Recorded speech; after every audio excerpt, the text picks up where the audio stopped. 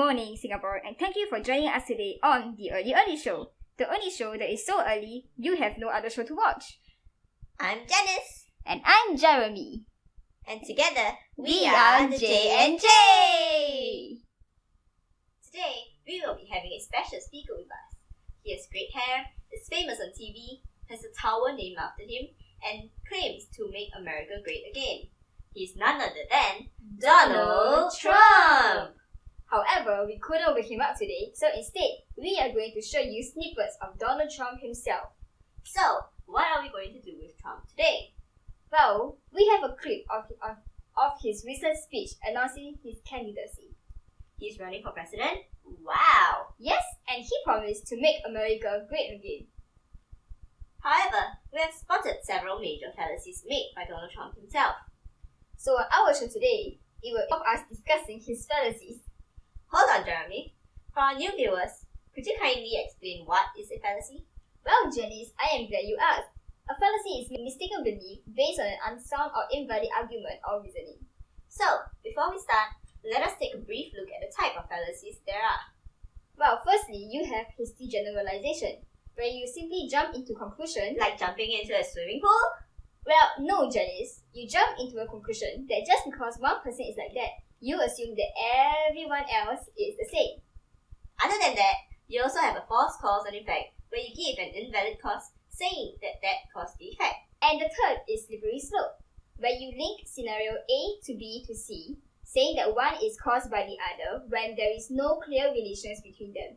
A fourth one can be invalid analogy, where the parallel to draw an example to the topic on hand is not related or invalid. Of course, that is not all the fallacies, right, Janice? Of course not. You have a lot more like the bandwagon, red herring, appeal to tradition, and lastly, appeal to novelty. That's right. Now that we have run through these fallacies, let us take a look at what invalid belief our Mr. Trump might have.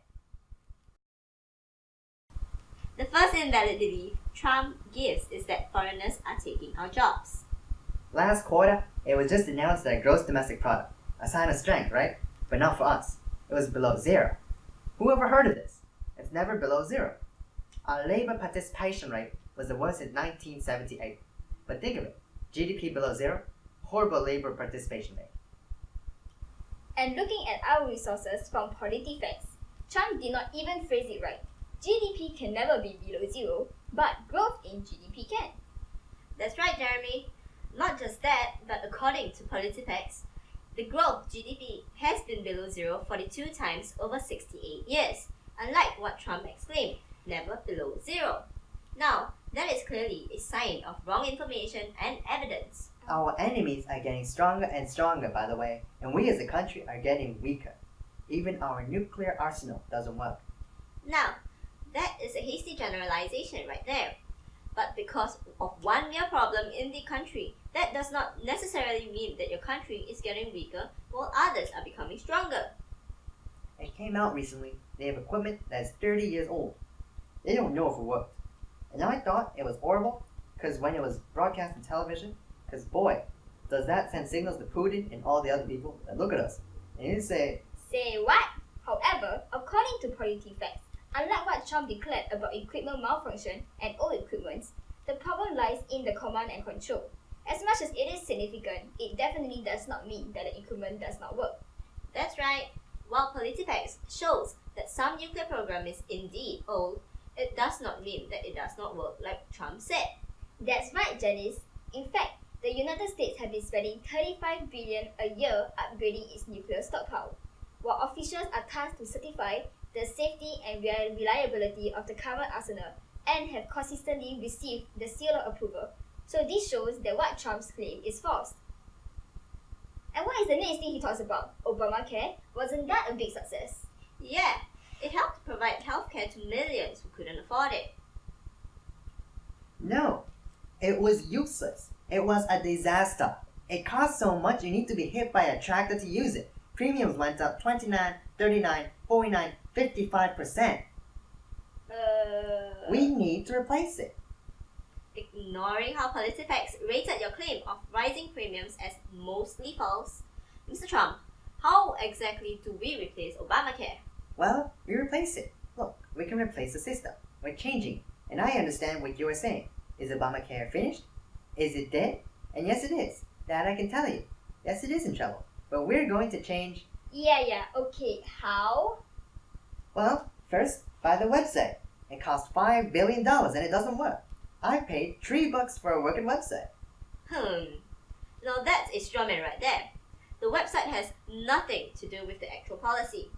Also, PolitiFacts says that the website actually works. So there goes your credibility. Besides, you never answered the question. What changes are you trying to make? Well, I'll fix it. I'll have the top experts take a look at it and come up with a plan. The same top experts that made Obamacare? I think it's time for you to go back into the TV, Mr. Trump. Goodbye. Stay there. He then targeted the current president of the United States, Barack Obama. You know, when President Obama was elected, I said, well, the one thing, I think he'll do well. I think he'll be a great cheerleader for the country. I think he'd be a great spirit. But he wasn't a cheerleader. He's actually a negative force. He's been a negative force. He wasn't a cheerleader. He was the opposite. That, my dear viewers, is a blatant ad hominem fallacy. Trump tries to discredit the current president not by what he did. Obama is a negative force because he has not been a good cheerleader in his years in office. Since it's not that early anymore, here is one last fallacy that Trump made. He labels himself as the greatest jobs president that God ever created. I will be the greatest jobs president that God ever created. I'll tell you that. I'll bring back our jobs from China, from Mexico, from Japan, from so many places. I'll bring back our jobs, and I'll bring back our money. Don't you think that this falls under the slippery slope fallacy? Trump mentions that he will bring back jobs and hence bring back money. Is that really true now? Not only is that not set in stone, bringing back jobs is not equivalent to bringing back money. There's a reason why outsourcing exists. According to CNN, several economists that were interviewed by them mentioned that many of the jobs that moved overseas are in manufacturing, and the majority of those positions aren't coming back. Oh, and a slight bonus for you, our viewers, before we end. If you notice, Trump actually attacks the other contenders instead of their proposed policy. Now, what kind of fallacy do you think that is? Well, that's all for today. Have a good day ahead. This is Jeremy. And this is Janice. Thank you for tuning in to the Early Show. The only show that is so early you have no other shows to watch. Goodbye!